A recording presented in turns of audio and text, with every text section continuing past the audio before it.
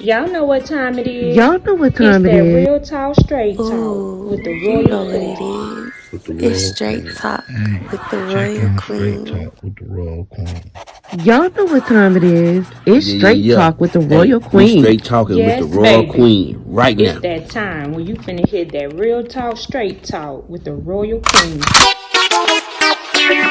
Hey guys, it's me, the Royal Queen, and I am here with the beautiful and fabulous, the Royal Princess, my beautiful daughter. How are you today, Mark? I feel fabulous. How are Okay, you? I can't complain, honey. Period. Period. So I'm glad that you were able to join us on the show. A lot of people, they see our relationship on social media, but they don't know a lot about our relationship and a lot of things that go on behind closed doors. Mm-hmm. And one of the things I do want to talk about is when you first told me you wanted to be a dancer. And I remember you came to me I believe it was the 10th grade, telling me you wanted to dance, and I was upset. More so, I was just like, I wasn't raised like that, and you wasn't raised like that. And a lot of it too was people's opinions. I didn't know how to take people like, oh, we see her on The social criticism. media and her daughter out here shaking ass, and you know what I'm saying? But it was kind of like, I had to realize you're my daughter. I know how I raised you. And at the end of the day, I know I did what I wanted to do coming up. So I knew that you were going to do what you wanted to do. So tell us, you know, when you was in the 10th grade, because I thought I was going to have 2 years to talk you out of shaking ass, honey. You know what I'm saying? So tell us, from the 10th grade when you decided to dance, why you decided to dance, and why you stopped dancing. So in the 10th grade, I kind of had my mind made up because, like, I think I just understood what life was after high school. Like, I knew I didn't want to go to school. And I was just like, You didn't want to go to college. yeah, I didn't want to go to college Mhm. at the time. But I was like, I need to get this money. All I was thinking about was getting some money and graduating and just, and at the same time, I feel like I saw the glitz and the glamour of dancing, and I was like, the fast money, and I was like, yeah. What do you mean the glitz and the glamour Like, of dancing? on social media, you just see women and they dancing and they just get into it. And that was amazing to me. I'm like, oh, they dancing, they twerking. I mean, because we twerk for free. Mm-hmm. So it was just like, okay, I love to twerk. So why not twerk and make money? But I didn't understand what came behind that before I actually started doing it. But at the time, it was just, I really just wanted to, jump out there and make money. And at the same time, I feel like I grew up seeing both sides of Mhm. things. Like, my daddy, a hustler, you a hustler. I seen you work a 9 to 5 and actually grind and get it. And then I saw what my father did, and I was like, I want some fast money. That's what I want. I want that money. Mhm. So, ultimately, I had time to sit on it in high school, but I feel like the more I sat on it, the more I was like, yeah, this is what I want to do. And then, I had family members that was dancing, and I just became. The more I waited, the more it was just like, yeah, this is what I want to do. And then once I got into it, Mhm. it was like, okay, this is a totally different ballgame. Don't get me wrong, the money was great. It was great money. But like you told me, like, this is a grown woman game. Mm-hmm. And Grown woman business, it's child. grown woman business. Mm-hmm. And not saying that it was ever anything I couldn't handle in there. But I was just like, what's my end game? Like going into that, what I was doing, in my mind, I went in there with what is my end game, like, because I knew I just didn't want to do this forever. I was like, okay, if I do this, how am I going to get out? What am I going to do to get out? You know, for me, I think a lot of people was like, oh, you know, she let her daughter dance. And I've always told people one thing I could say about you and your brother that I've always respected with my kids is that you and your brother have always been very open and honest with me about things. And I'm happy that you came to me. You've always been honest with me. And I was just pretty much able to give you the game. You know what I'm saying? Like, okay, Mar, this can go on, that can go on, so you need to watch out for this, you need to watch out for that. How did the advice, once I saw that you wasn't backing down, you was going to do this regardless of what I said, regardless of what your daddy said, regardless of what your pappy said, your nana said, regardless of what your auntie, your uncle, whoever said, how did you take in the advice that I gave you going into this grown woman business in this nightlife? Because that's what I call dancing, the nightlife. Well, first of all, I just want to say thank you for creating that space for us to feel like we can come to you and tell you stuff like that. Mm-hmm. Because I met a lot of girls who parents didn't know, mm-hmm. and they had to be like very sneaky about the way that they moved and like certain things that they did. And my thing was, I want to tell my parents, because God forbid something happened to me, I don't want y'all to be blindsided and be like, oh, I didn't even know she was doing that. Which, let's be real, eventually it would have got back to her. Because Mayred is so small. Oh, yes, true. It would have got back to her. So I just wanted to go ahead and just cut all that out. Like, okay, she need to hear it from me, mm-hmm. instead of hearing it from somebody else. But as far as the advice that y'all gave me going into there, it was like a lot of just things that stuck with me. Like, if you leave your drink somewhere, you know, always keep your eyes on your drink. If you leave it somewhere, don't pick it back up. Mm-hmm. Don't drink out of it. Mm-hmm. Watch the bartender. Your bartender brings you your drink. Mm-hmm. You don't drink from somebody else. And just being on my 10 at all times, watching my surroundings. And, you know, especially when I'm leaving outside the club, just making sure, like, I'm paying attention to everything that's going on around me. Mm-hmm. Especially because everything moves so fast in there. Mm-hmm. Like, I could go to work at 9 and before I know it, it's 2 o'clock. Because it's a job, but it's a club. So mm-hmm. I'm having fun while I'm working. So mm-hmm. it doesn't really feel like a job. Yeah. So everything around me is just moving so fast. And like these men just be moving fast around you. So like y'all just always tell me keep my head on the swivel, make sure I'm paying attention. Mm-hmm.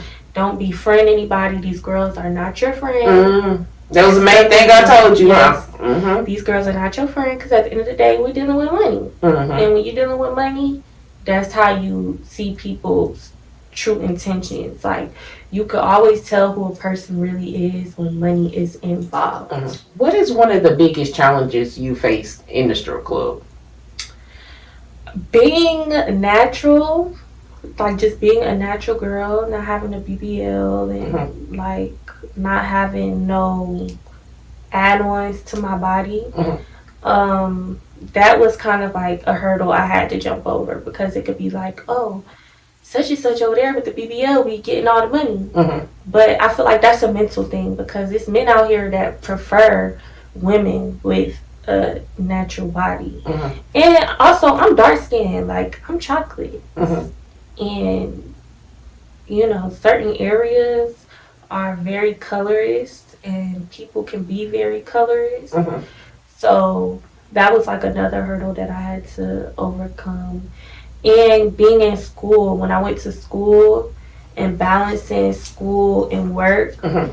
that was definitely a challenge because it was like, this is my long-term goal and this is just a for right now goal. Mm-hmm. But if I don't focus on my for right now goal, my long-term goal might not work out because I still have to pay to go to school. Mm-hmm. But if I quit working fully, that was just always in the back of my mind. Like, if I stop working, what am I going to do about money? How am I going to get through this? Like, that was just always something. But I feel like that was just the devil trying to get in my mind. Like, oh, you need that money. Like, if you stop dancing, like, it's not going to work out for you. Yeah. And just time management, because I'm getting off of work at 4 o'clock in the morning. I have to go be at school at 6, 7 in the morning. I have to leave the house at 6 because school is an hour away. Mm-hmm. And I have to be there at 8. So it was just time management and just like not burning myself out. And that happened a lot. Like, I would be so tired in school, but I had to go and I knew I had to finish it. Yeah. So you were dancing. Mm-hmm. You was going to school. You was paying your way through school. And I learned a lot of things with you dancing. You know, one was not to give a damn about what anybody has to say about me, you, anybody. You know what I'm saying? In their opinions. Like, I know who I raised. You know what I'm saying? And I told myself, I know who I raised, so it will always stick with her. Mm-hmm. You know what I'm saying? The way I raised her. Another thing you taught me, because when I was younger, and I'm sure a lot of people can agree with this, that's my age, and I'm just keeping it 1,000, we look down on dancers. We look down on strippers. You know what I'm saying? To us, they hoes. You know what I'm saying? Like, they nasty. You know what I'm saying? Like, they be out here, they be doing any and everything. You know what I'm saying? And I remember one day you told me, you was like, Mama, everybody's not like that. You know what I'm saying? Some girls are in here putting themselves through school. You know what I'm saying? Some girls are making a career out of it. Some girls are here dancing to put their way through school. And, you know, I just want to tell the viewers, because I don't, you know, I know certain people will take this all out of content, like, oh, she, you know, she just, her daughter dancing and she was just all with it. You know what I'm saying? It wasn't something I was with. Trust me, baby. She can look in the camera right now and tell you, no, I was mad, I was upset, and I was just like, that ain't how I raised you. You know what I'm saying? You know, to be out here dancing or whatever, you know, but at the same time, I had to let you be your own woman. And like I said, I remember who I raised. I remember the day you graduated. And you walked up there and you got your diploma. And you stopped dancing. Why? Why did you stop dancing? Because I felt like if I'm going to go full force, for one, I felt like God just didn't want me in that situation anymore. Like, it was signs there. And I was already getting fed up with it because I started seeing. I'm the type of person, I have to see stuff for myself. Mm-hmm. Like, you could tell me, no. Oh, but wow. I have to. I have to go through those motions and see it for myself. Mm-hmm. So, like, I understood what it was. And when I say this, like, I don't want nobody to feel like, oh, she knocking the hustle. That's where she came from. She knocking the hustle. I'm not knocking the hustle, but, like, mentally, once you realize, like, dancing, and this is just my perspective, dancing is you begging these men to like you or take some kind of liking to you enough for them to spend money on you.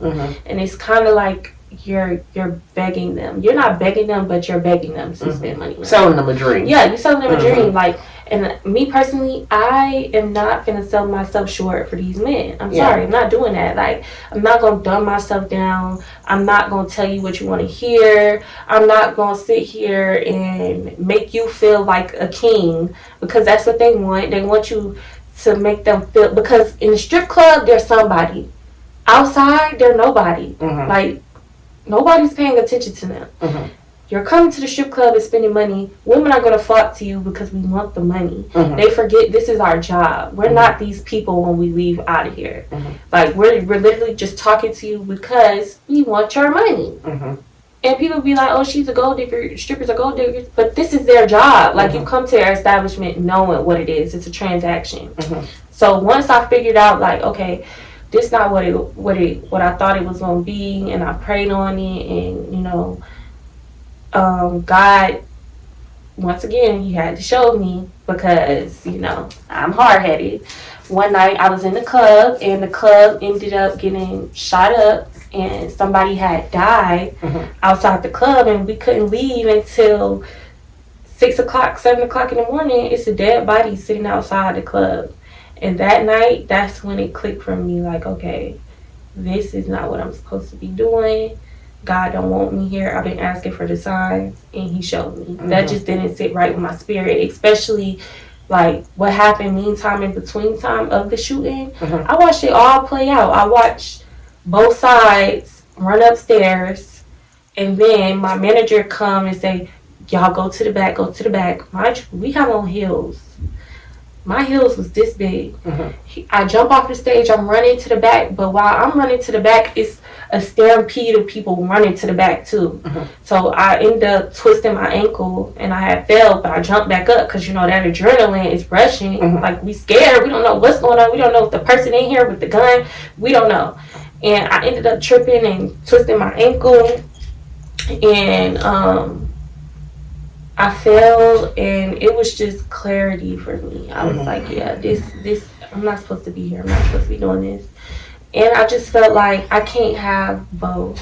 Yeah. Like, I can't go to school. I mean, you could, but I feel like my calling wasn't meant for that. I feel like if I would have continued dancing, then I wouldn't have put 100% into my craft, because I would have got stuck in, oh, I'm dancing. I don't need to be a makeup artist because I'm dancing. I'm getting consistent money with dancing. Right. Because it consumes you. Like, that lifestyle will definitely consume you. So I felt like I can't have both.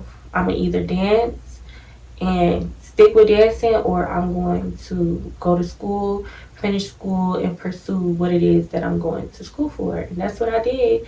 And I feel like God has been testing me to see, like, if stuff get bad, are you going to run back to the strip club? Or are you going to show me that that's not where you want to be? That's not a place that you want to be. Are you going to stay down and learn this lesson I'm teaching you? Or are you going to go back to what you're comfortable in? And I didn't go back. Like, the day I left, that was the last time I danced. Them heels is in the closet collecting dust. Them outfits are collecting dust. Like, I never went back. That's so powerful. It's been like two years. What is the craziest thing you ever saw in the strip club? Craziest thing, I could go on and on. Give us one. The crazy thing I've seen is this girl, she got drugs in the club. And people were just standing around recording her, laughing at her. Grown men were just sitting there recording her, and she's out of it. Like, you could tell something was either put in her drink or something, and she was just out of it. And they was just sitting there recording her, watching her. And I was just like, this is somebody's daughter. We don't know she out here by herself, if she got family, anything. And y'all are grown men sitting here watching her go through this, and none of y'all thought to help her, pick her up, take her to the back, give her some water, nothing. They sitting there throwing money, looking at her, recording her, like she's in and out, in and out. And like, I was just like, this is crazy. Cause like, I try to look at stuff like, what if that was me? I would want somebody to help me. I would want somebody to look out for me. Right. And nobody did that for her. Like, they just left her there. And it was just, that was scary. We moved to Cartersville, I believe you were 6 months when we moved to Cartersville. And I remember one day you came home from school and you were crying. Somebody had called you a name because you was dark skinned, and you were just crying and crying and crying. And I remember you telling me, you was like, Mom, you don't understand because you're not a dark skinned woman. What are some of the challenges you had to face when you were younger, being a dark skinned young lady? in Cartersville, I will say it was different because it was more, white people there. And they loved, like, some places they loved us, but some places it was just like, oh, you're black or whatever.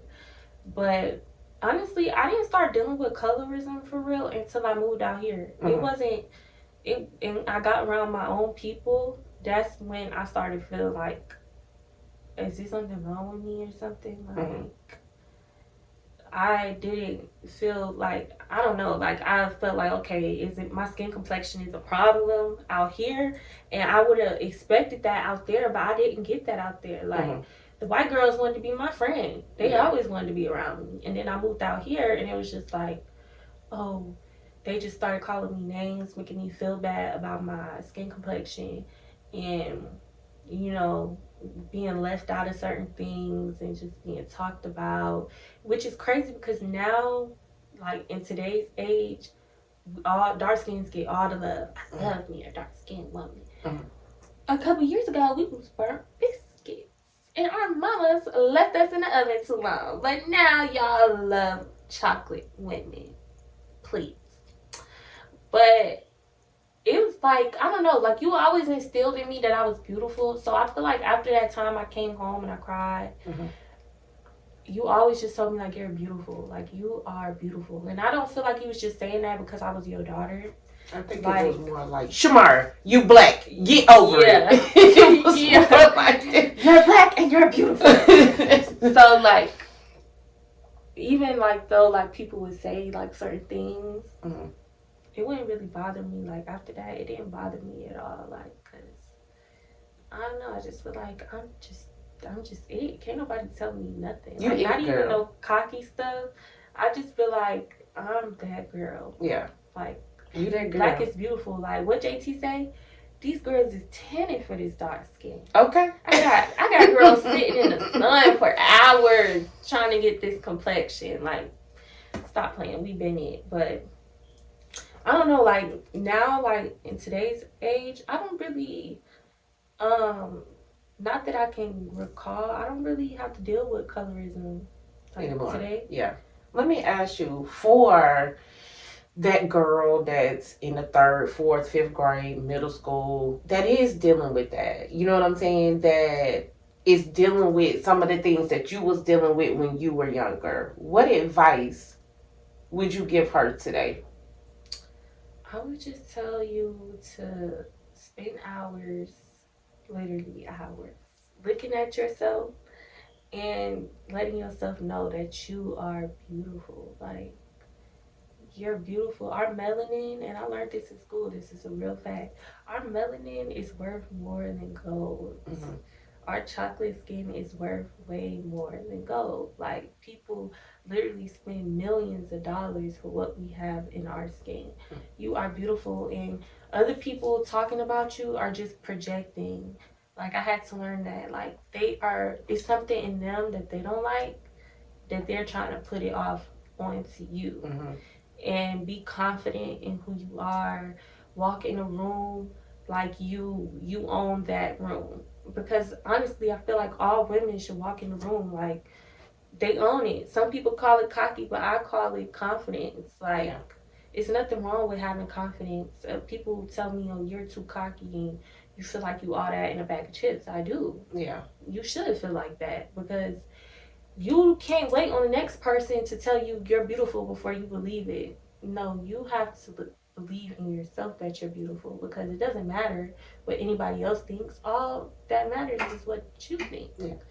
You can't believe something. You can't wait for other people to believe in you before you believe in you. You have to believe in you and it'll reflect off on other people. And that's another reason I got into doing makeup because it's not a lot of chocolate girls that are doing makeup. So before you touch on the makeup, I do want to take a quick break right quick before you touch in on the makeup because I do want to talk about the makeup, okay? So we're going to take a quick break and we'll be back with the Royal Queen and the beautiful Royal Princess. Y'all know what time it is. Y'all know what time it That is. real talk, straight talk with the royal queen. Hey guys, it is the Royal Queen, and I am back with the beautiful, the Royal Princess. So, I want to jump into, you have your own business. You are a makeup artist. What made you decide to become a makeup artist? I decided to become a makeup artist because it's not a lot of dark-skinned women in the makeup field. And eventually I want to come out with my own makeup brand, my own line of makeup that's dedicated to dark-skinned women, but it will be all color-friendly.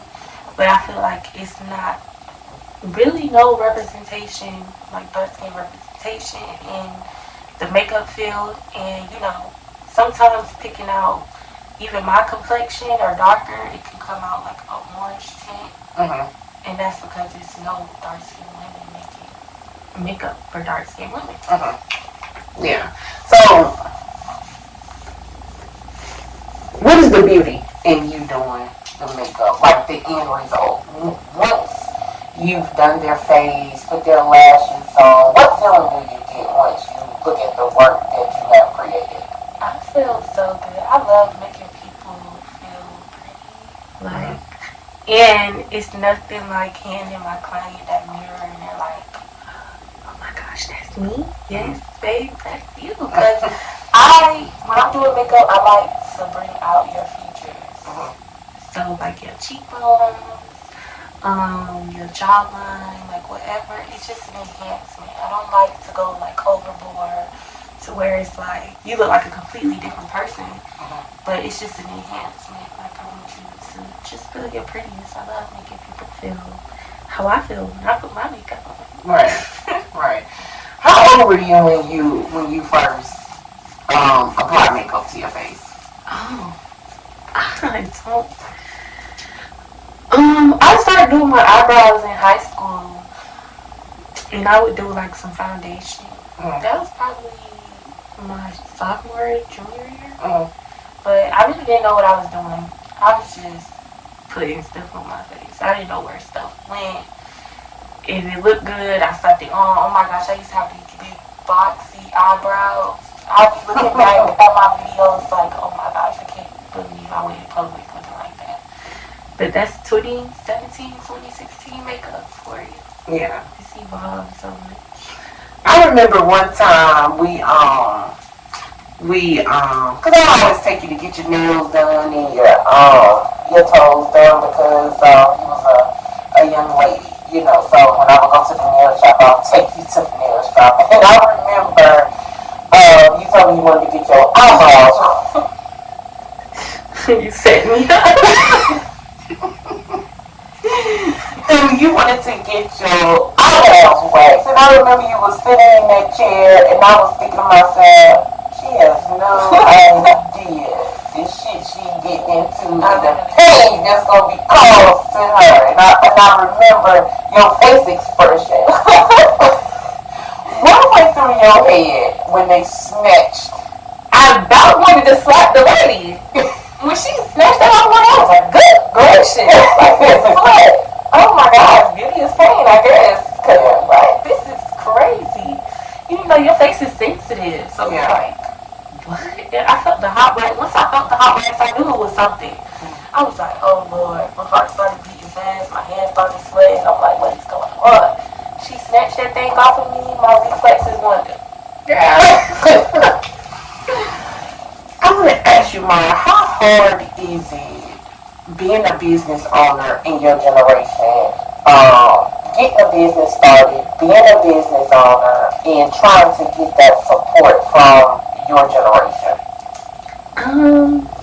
It's hard. I'm not gonna lie, but I've learned that it's not the people that's closest to you that will support you. Like it's the people that you don't even know.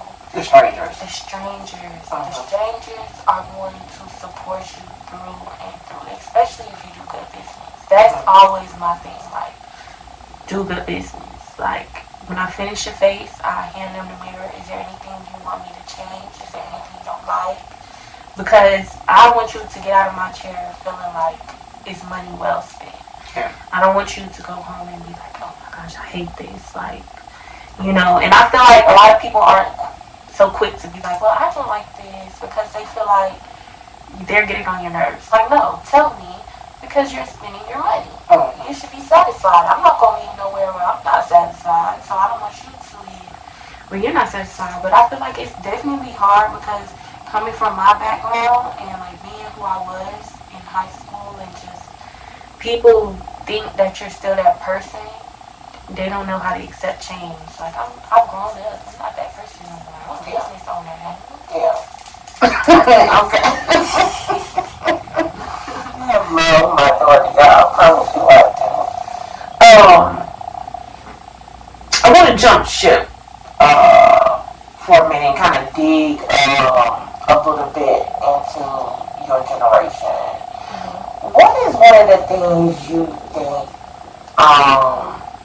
your generation is most misunderstood about? I think it's the y'all got it easy. That just really grinds my gear. Why? Because the older generation really just feel like we have stuff handed to us, and don't get me wrong, we have way like a lot more opportunities than y'all had. Easier money, especially with social media. But they also don't remember like we deal with mental health, and you also have to be comfortable enough to put yourself out there to be able to make that money. And on top of that, everything is so high right now. Like, we feel this pressure on we have to have it together. We have to get it done quickly. It has to be done instead of pacing ourselves. And that's why like a lot of kids, and I hate to say it, they're taking their lives because the pressure is getting to become too much. Especially with social media, you'll see a 19-year-old a millionaire, and you questioning yourself like, dang, why am I not a millionaire? Why can't I do certain things? This person is traveling the world, and I'm stuck in West Bumble. Yeah. You know? So it's like, I feel like the older generation, they feel like, oh, these kids got it so easy. When we all have our struggles, like, it's just a matter of how you go about those struggles. Yeah. And once again, rent is $1,900 for a one-bedroom apartment. These jobs are not paying that at all. The most you're going to get is probably $20 an hour, and that's barely enough to keep you above water. Yeah.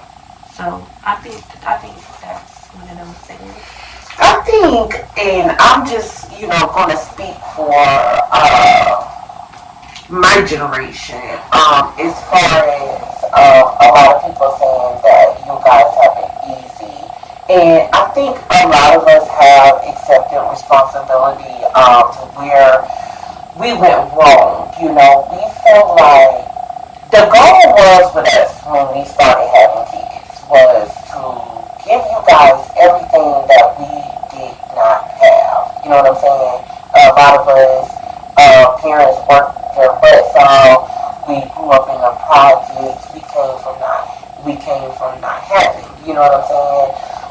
So the goal was, man, I'm gonna give my kids everything I have. You know what I'm saying? And I feel like, and my generation feel like, in the midst of that, your generation don't know anything about the struggle. You know what I'm saying? Like, y'all didn't struggle. You know what I'm saying? Like, I'm a project chick. You a suburban chick.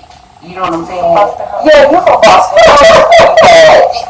You grew up in Boston Homes for 6 months. You know what I'm saying? School. And you from Boston Homes. Okay. And I'm gonna stand on that. Hello. Maybe it's better. We had to work when we was 14 and 15. We didn't have a choice. You know what I'm saying? Like, if we wanted them classic Reeboks, we had to work. You know what I'm saying? Like, if we wanted our hair done, we had to work.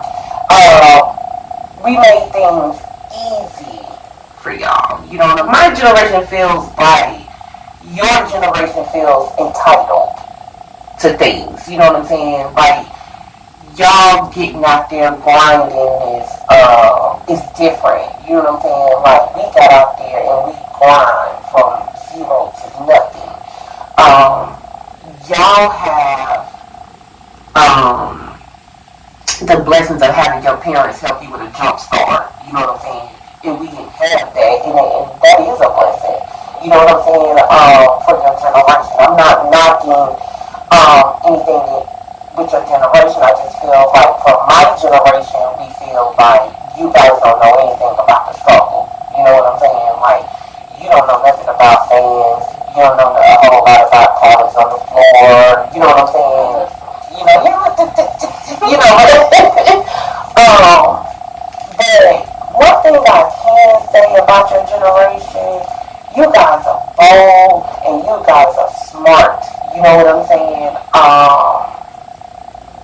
You guys just have to learn how to apply that. You know what I'm saying? I think the disconnect is that the time. Okay. I think that's where the disconnect is. Like What do you mean the disconnect at the time? y'all feel like we're entitled and stuff should be handed to us. I feel like the times are just different, and that's where the disconnect is coming in, because with y'all generation, y'all were okay with. I don't want to like say this and it come out the wrong way, but y'all were okay with that mindset of going to work and, you know, it's the systematic way of doing stuff. Like, I'm going to go to work, I'm going to, you know, help my kids, you know. It's kind of robotic in a way. You felt like we was content. Yes. In our generation, it's like, we don't want the bare minimum. Like, we want to go above and beyond. But our generation didn't want the bare minimum. No, it's not that y'all wanted the bare minimum, but I feel like y'all were excluded to what was. You feel like we didn't live our life the way we should have lived our life. We were busy. Being grown. Yeah. I mean, yes. We were. Y'all were grown. And I feel like with us, it's like, especially with social media, it's like the world kind of opened up to us. We saw that there's more than just where we're at. We can go so much further if we apply ourselves. And with that comes with not being content with working this 9 to 5. Because they give us pennies and dimes. Like, we are paying for somebody else to be in Maui and be on a beach and they relax while we sitting here slaving in their establishment. So in our minds, it's like, okay, we want to be those people that's on the beach chilling. Not, I don't want to say like have other people slave for us, but you know, we want to shoot for the stars and like really reach that peak of what life can give us. So I feel like that's where the disconnect is, because people look at younger kids, how they don't want to work, they lazy.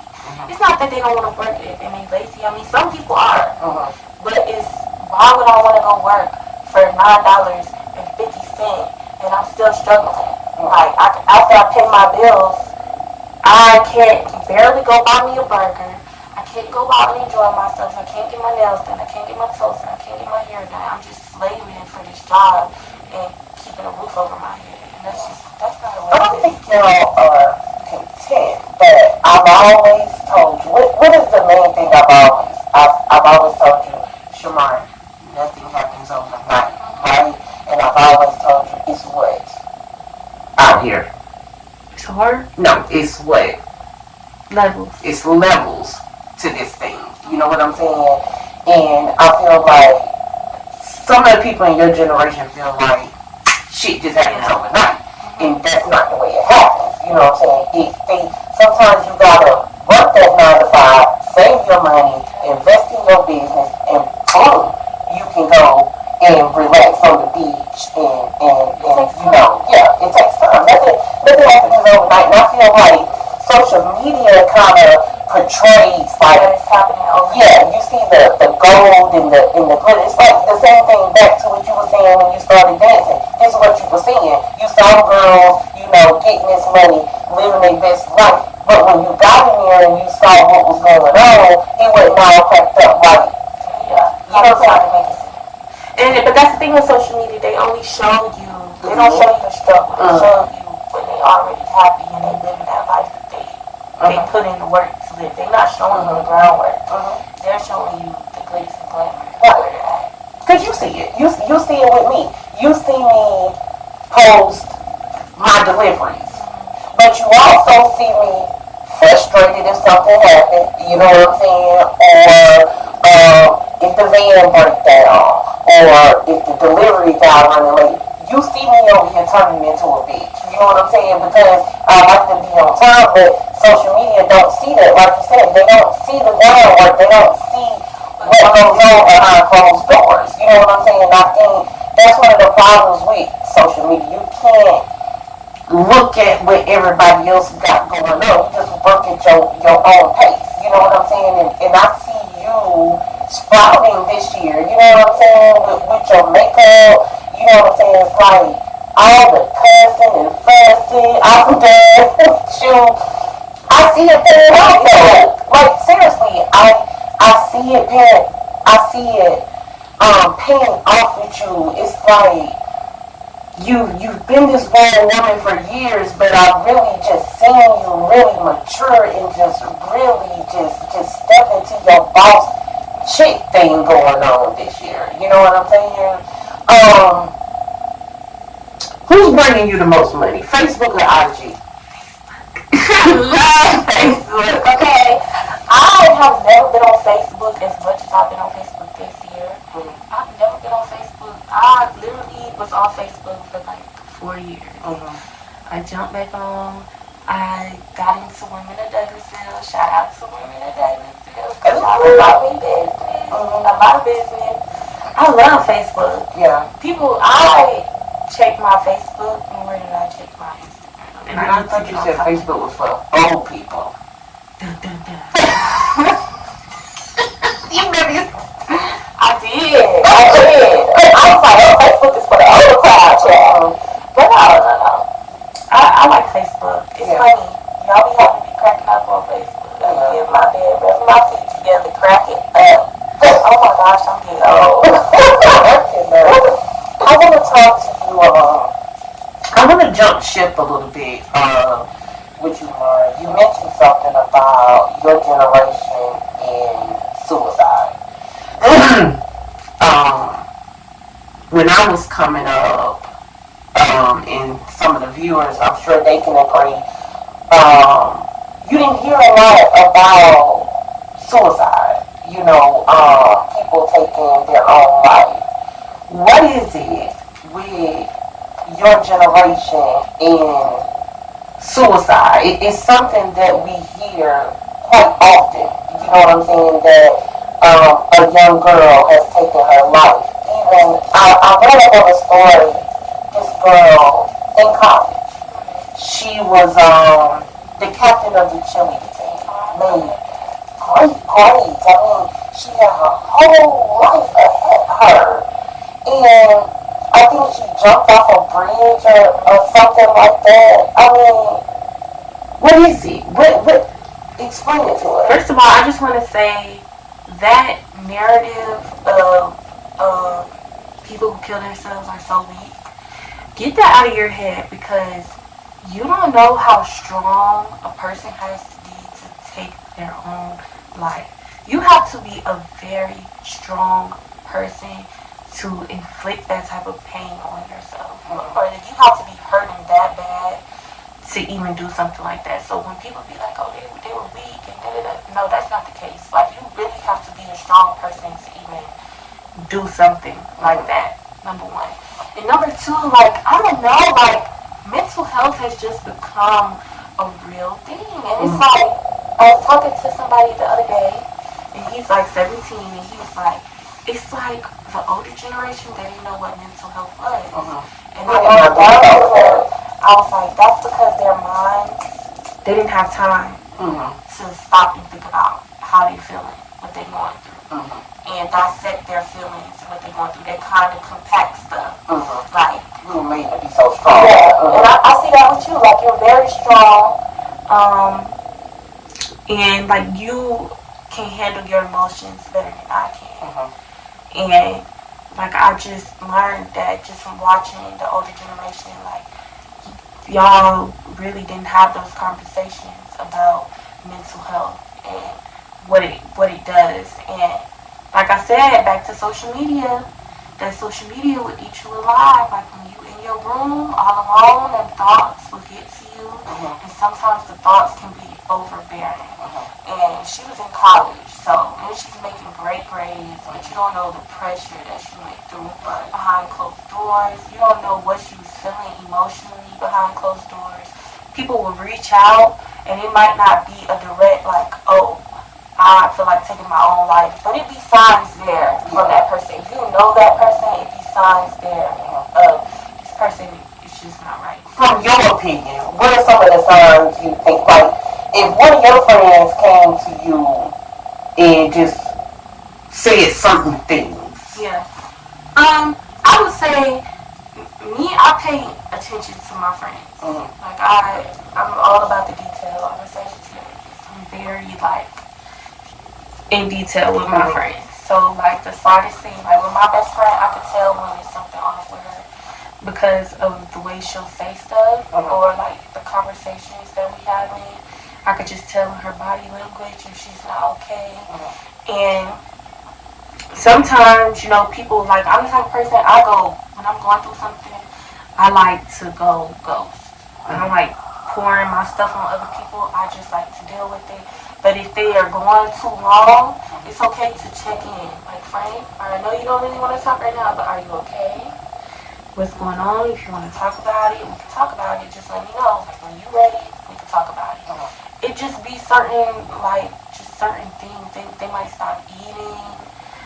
They might stop posting, becoming less active, just less, coming around less. And it's really hard to say that signs be there because it could be the happiest person that you know that's around you, and they always smiling, they always happy-go-lucky, and you never really know what's going on. That's why people say check on your happy friends, because just because they seem happy, it might not be that all the time. They might really have something going on internally.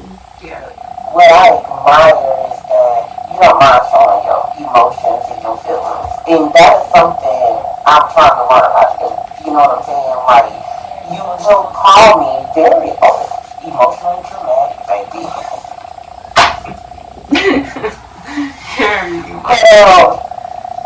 But I love it. You know what I'm saying? Like, you will call me crying, and I can't understand a damn thing you saying on that phone. You know what I'm saying? And I will say to you, Shamar, I can't hear nothing you saying for all that crying you doing. You know what I'm saying? And you come down back.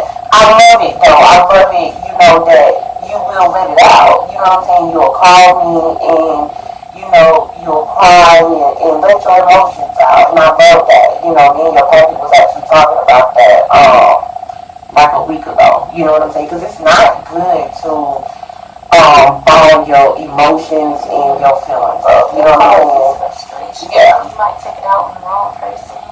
Yeah. It's not good to do that. You lost a dear friend this year. And it was dealing with domestic violence.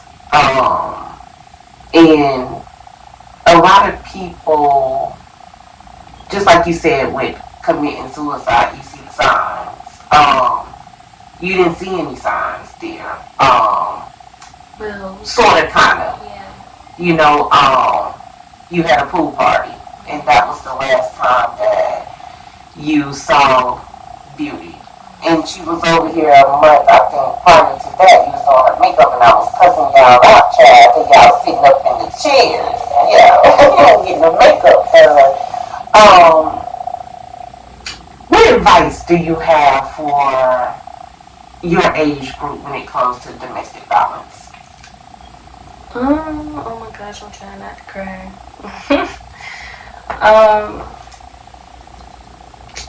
I would just say talk to your friends, talk to your homegirls, and like even if you're scared, just let somebody know. And she did let somebody know, but it wasn't her homegirl. And I feel like if she would have came to her homegirl, not to discredit him, But I feel like if she would have came to her homegirl, it would have been a totally different reaction. Like, no girl, you need to leave him alone. Yeah. Like, he's no good. Like, you need to leave him alone. If you feel like that, you need to get away from him. You need to let your mama know. You need to let whoever close around you, you need to let them know what's going on. Like, don't harbor that in. Because sadly, it could end up like a situation like that. Yeah. And looking back, it was signs. Yeah. I've never like been in a situation like that before to even pick up on the signs. But I knew like something just felt off. Like being around him, something just felt off, and I couldn't put my finger on it. And his interaction with her, like the way he like kept her away from everybody, like that was definitely a red flag. Yeah. And I like, Mom, I blamed myself so long, like, and I just kept asking myself, how could I not see it? Like, how could I How did you miss it? Yeah, because this was 3 days, 3 days after I just saw her. Like, I hugged her, told her I love her, told her to be safe. Yeah. So my mind couldn't like comprehend how I just saw you And that you don't. 72 hours ago, and here I am getting messages, I'm sorry for your loss. Like, and Beauty was the last person I ever expected something like that to happen to her. Like, she was so sweet and so beautiful on the inside. Like, I just felt like she didn't deserve anything like that. Yeah. That was so hard. Like, you were there, you know. Yeah. That was the hardest thing I've ever had to deal with. Like, you can play.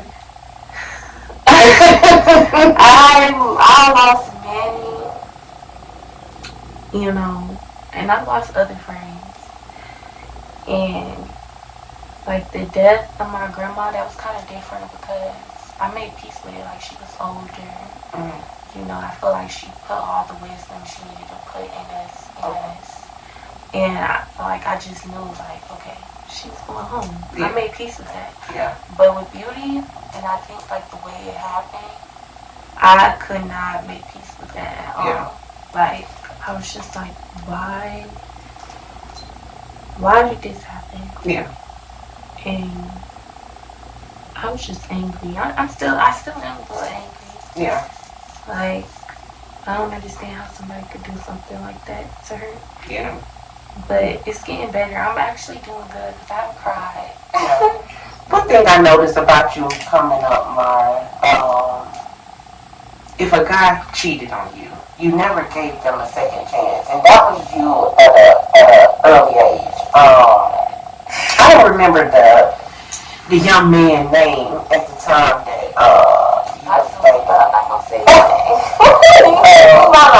didn't know the full story about what happened, but I remember he called me, wanted to know what he could do to get back on your good side, and I told him to get you some flowers and candy, and he came over here, and I brought him downstairs, and I tricked you into coming downstairs, and I don't know if you took the flowers and threw them or what, but you weren't trying to hear nothing he had to say. And you've always been like that, even when, coming up dating. They mess up, you done. yes. Why is it no second chance? Because I feel like if you cared about me the way that you portray that you care about me, you wouldn't hurt me like that. Yeah. Like, it's other things that can ruin a relationship besides cheating, but I just feel like I'm crazy and it's just gonna keep replaying in my mind over and over and over. And like, I am never gonna be able to get over that. Like, I cannot get over that. I'm sorry. Like, once you betray my trust, you're never gonna get the same version of me. So once you do something like that, I might, dibble and dabble with you, but you're never gonna get that pure version of me because you hurt me. So it's like, I'm never gonna be able to trust you. I can't look at you the same. Like, you make me sick to my stomach, and that's why I threw those flowers. You make, first of all, you're not even that cute. Cheat on me? with them. He was in high school, I believe. She was in high school. And I put her on punishment. And I took her cell phone and she just would be in that room like all day, every day. Just in the room. And I remember I was telling her dad, I was like, Shmur got a phone in that room. And he was like, no, now that we took her cell phone, that she got a phone in that room. So I told him, I said, I'm going to unplug the Wi-Fi. If she run her ass out of that room, she got a phone in now. So we sat in the living room. I unplugged the Wi-Fi. And guess who came running their ass out the room? Just looking around. I thought I was so sweet. Oh my goodness. And we started laughing because she had no idea that they set me up. We set her up. I fell right into the trap. So I thought I'd share that funny story with y'all. No, my mama the one with the brains. My daddy, I would have got away with it. Listen. I would have got away with it. She on top of me. Okay? I felt so stupid. Come on, say, give me that phone. I said, what phone? She said, she gave me that look when she did that. I said, okay, here's the phone. I get all the time, people tell me all the time, they be like, Shay, you don't cuss your kids out. You so patient and you so cool. And they always tell me, you have some good, respectful kids. And I always tell people I have good, respectful kids, but they're not perfect. You know what I'm saying?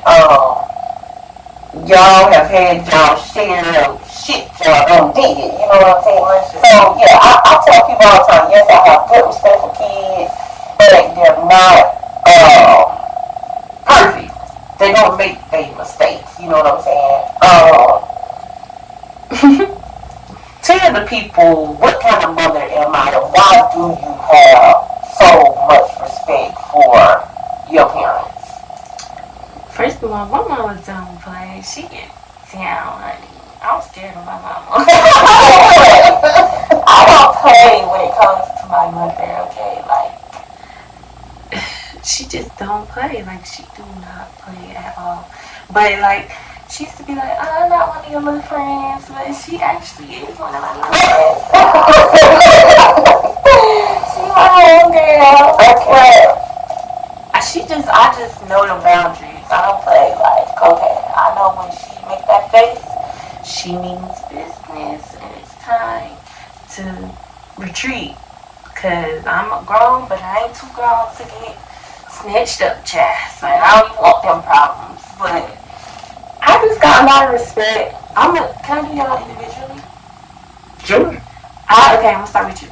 I got a lot of respect for you because I saw the transition in you.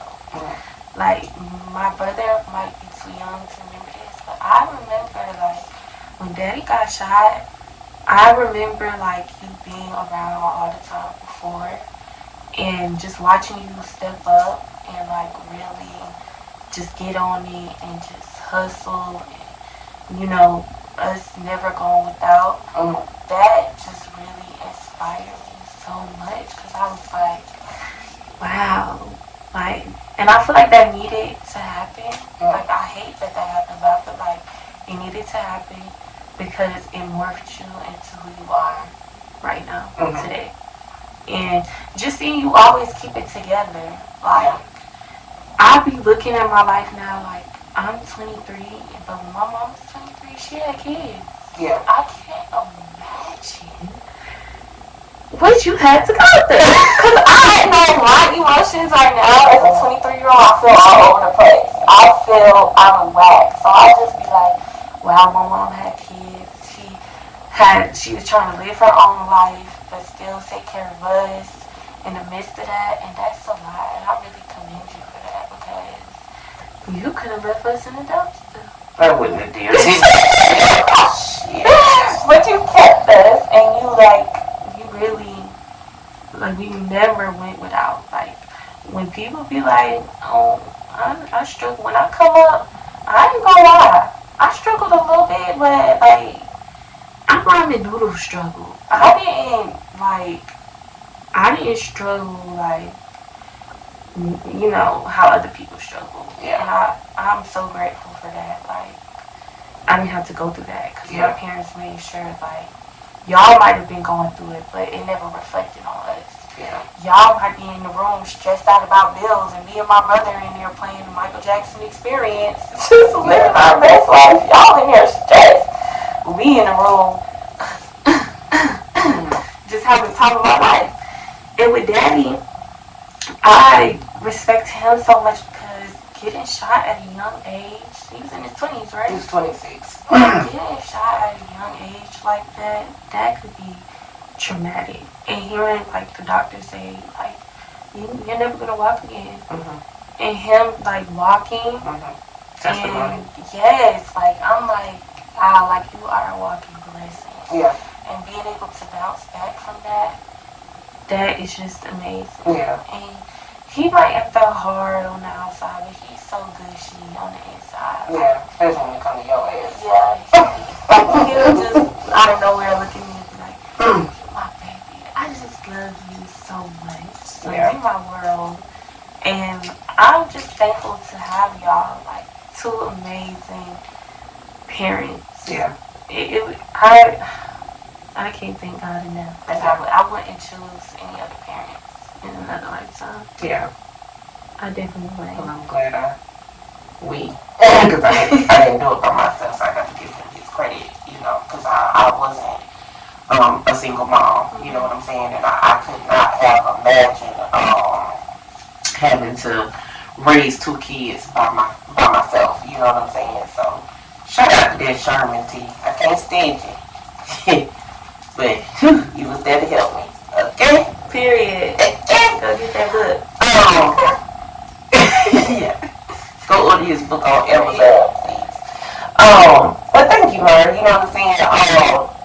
That means a lot, you know, because a lot of people have always thought that, she be trying to be her kids' friends when y'all was younger. They had no idea I was over here whooping ass. You know what I'm saying? And yeah, and I didn't play. You know what I'm saying? I never played when it came to y'all, but I didn't feel like that was anybody's business to know, you know, that how I disciplined you and your brother when y'all was younger, you know. I think what it is, people get you letting us grow into who we were, and you disciplining us misconstrued. Yeah. Because you never, like, not let us be who we wanted to be. Now, you have guidelines. Like, for me, if you're going to wear a crop top, you're going to wear jeans. If you're going to wear shorts, you're not wearing no crop top. You're going to wear a full shirt. But, you know, other people are like, oh, she grown. She let her kids be grown. I get a little bit of weave in my hair. Now I'm grown. Yeah. I wear hoop earrings. Now I'm grown. And I really wish y'all, like, as adults, like, I wish y'all would stop putting that on younger little girls. Like, oh, she dressed up, so she's grown. What do you mean by that exactly? Like, what does that mean? Yeah. And she's not out here busting it open. She don't think she's grown. You know, busting it open. The birds and the bees. That girl out here busting it open, she not being grown. She not doing nothing that y'all little teeny bops didn't do back in y'all day. So, not too much of my generation, not too much. I'm just saying, like, let these kids live a little. Like, yeah. I get what you're saying too. And the thing with you and your brother, I've always said, live your life no matter what. You know what I'm saying? That's why I know y'all so well, because I let y'all be y'allself. And I feel like a lot of times kids are one way around their parents, and then they another way when they're around other people. So it was nothing nobody could come and tell me about my kids that I didn't know.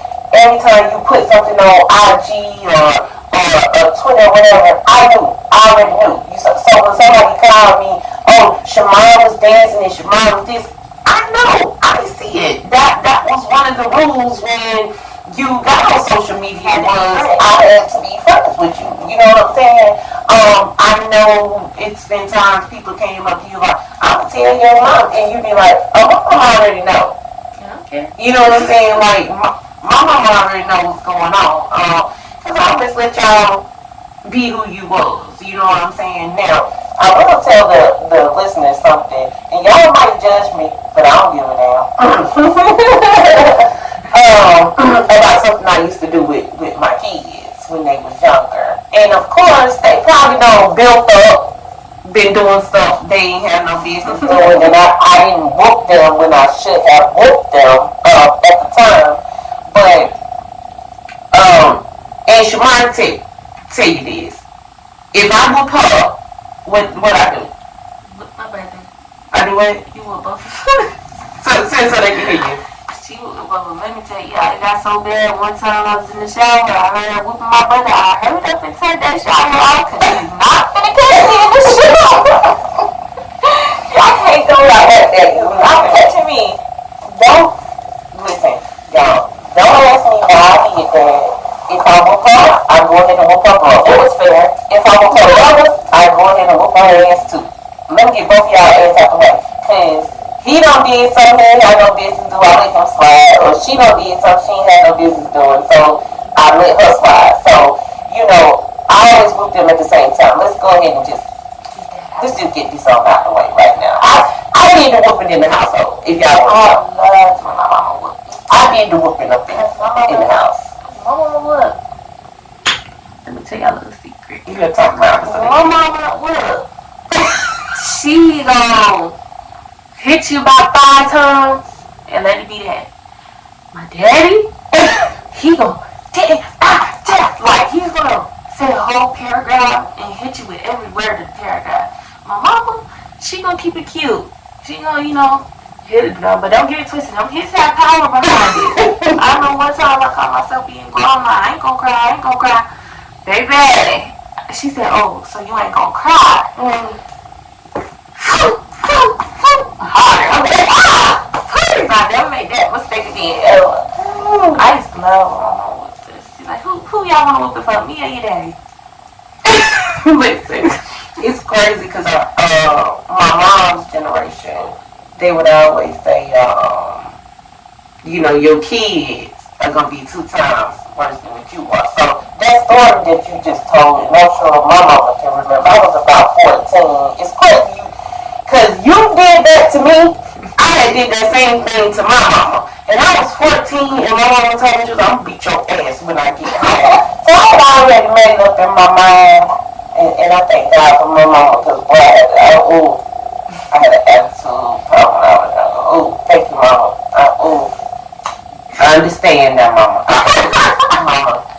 Mama, baby. Ooh, I understand now, mama. I understand.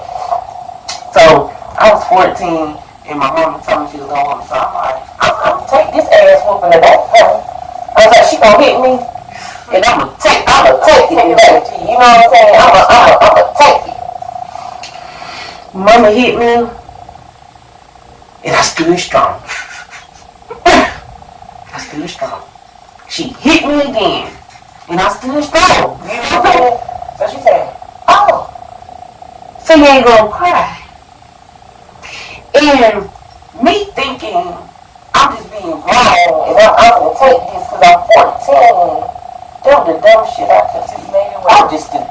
Made it work. I just made it work on myself. Instead of going in, getting their ass whooping, getting out of the way, pretending to cry. Yeah, you know what I'm saying? Like, just getting out of the way. But I do want to snitch on right quick. Mindy and Delta.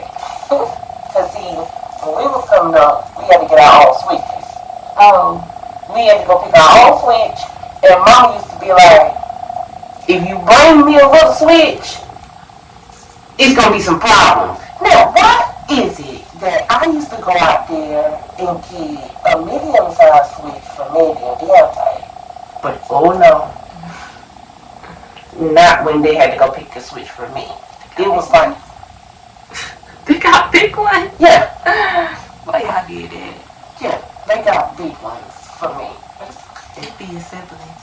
Your own sibling. Wait. Get you. How do we have Your your own section? sibling. I need to know.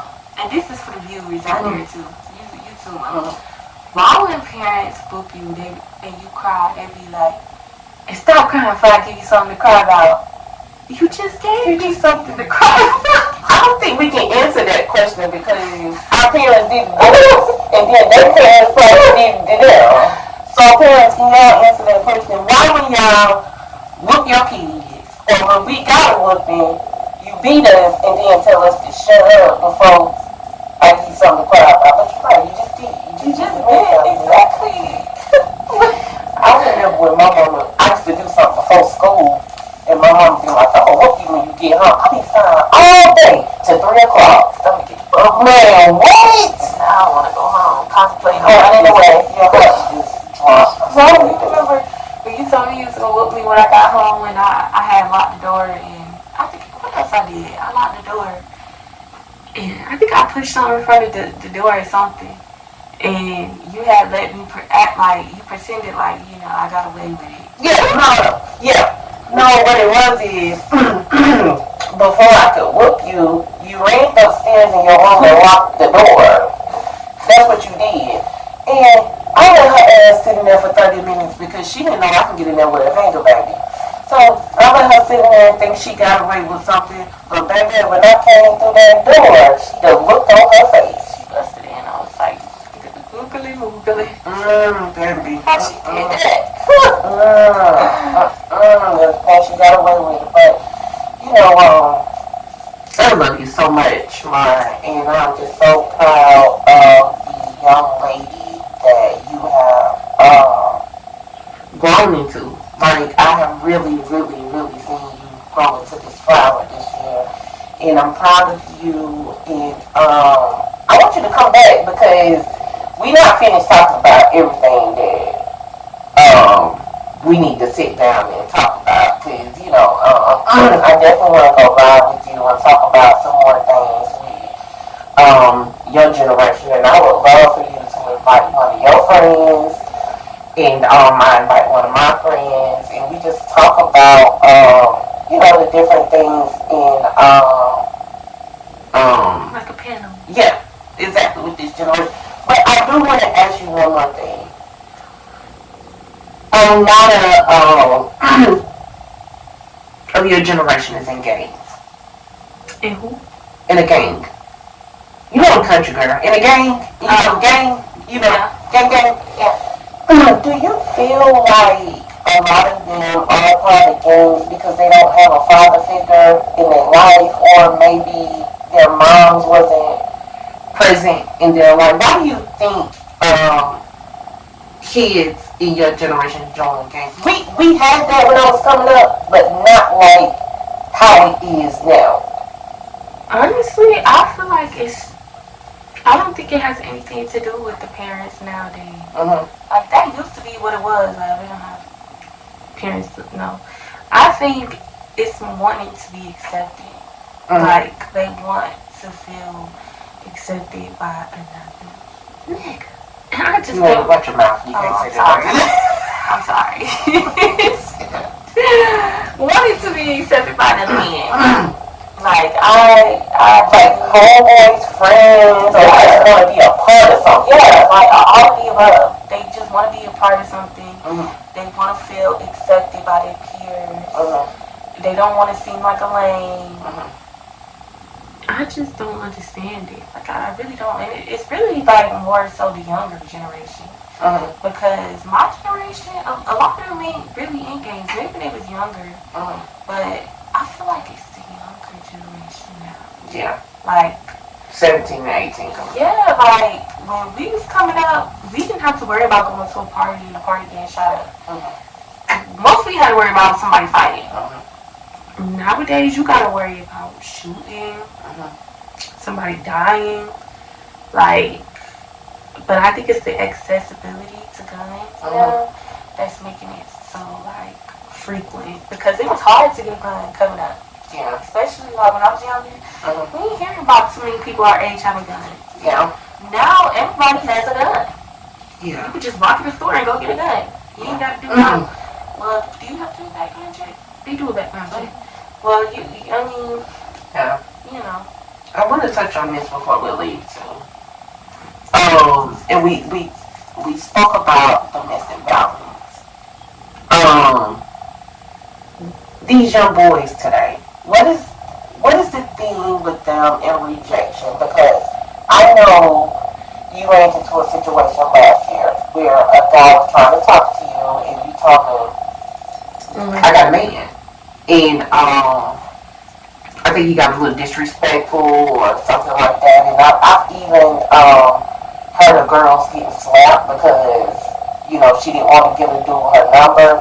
I even saw a story about, and I don't know if you saw about the two twins in Atlanta. Yeah, they got stabbed and stuff. What is it? Like, what is the thing with these young men and they can't take rejection from these young ladies today? I think it's an ego thing. Mm-hmm.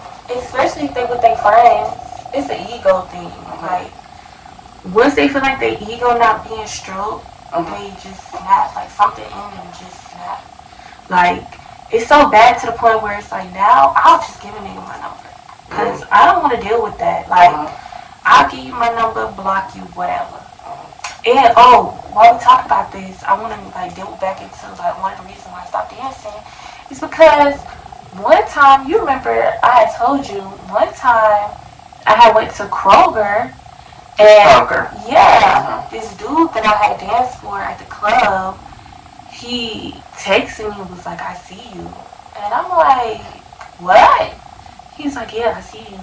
You stay over there about Blah, blah, blah, blah, blah. And I know what Kroger, I mean, I know you was at blah, blah, blah Kroger, and yeah, I know where you stay at. And you like 5 minutes away from me, and da-da-da-da. And that freaked me out, because you didn't come up to me like a regular person and be like, oh, hey, I'm such and such from the club. Yeah. You waited until I left to text me, and that had me paranoid. I was like, oh, no. Absolutely not. Like, I don't know if this man followed me home. I don't know what's going on. That really scared me. That shook me. Like, but I'm telling you, it's these men and their egos, and they don't know how to handle rejection from a woman, a pretty woman at that. Like, I feel like if you're pretty, you have it so much worse. People don't talk about how being pretty comes with sexual harassment. Everybody talks about pretty privilege, but nobody talks about the sexual harassment and the disrespect that comes along with it. Like, these men are just, I'm just disgusted. Yeah. And then it's their pickup lines. I've been at the gas station and a guy know your age. This is what I did. Hey, you smoke? You gotta come better than that, honey. And I remember I came home one day and I was like, Shamar, is this how they approach y'all? That's all it takes is weed. Like, hey, shot. I like a shotty too. Yeah. I'm a little harder than that, babe. My mom taught me when I was coming up a teenager. She was like, you don't let a man address you call you shot. You have a name. Exactly. You know what I'm saying? And I told you the same thing. You have a name. Don't call me shot. I don't even let my man call me shotty. Yeah, like I just. When he told his friends to say, I'm with my girl. Ooh. Or my old lady. I don't like my old lady. I don't like that either. Yeah, but anything's better than shoddy. Oh my God. I don't like that old lady. Definitely not a B word. And don't be letting no man call you no B word. I don't like that. Yeah. I don't like how women be letting their men call them B words. That's so disrespectful. It is. Like, why are you addressing her as that? That's not cute. Yeah. That's a dog. On all fours. I'm going to touch on this before we go on. This is going to be it.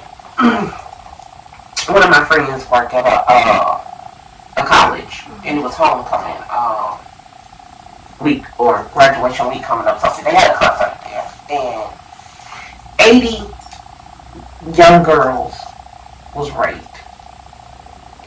And for some reason, they don't have the counseling they need on campus.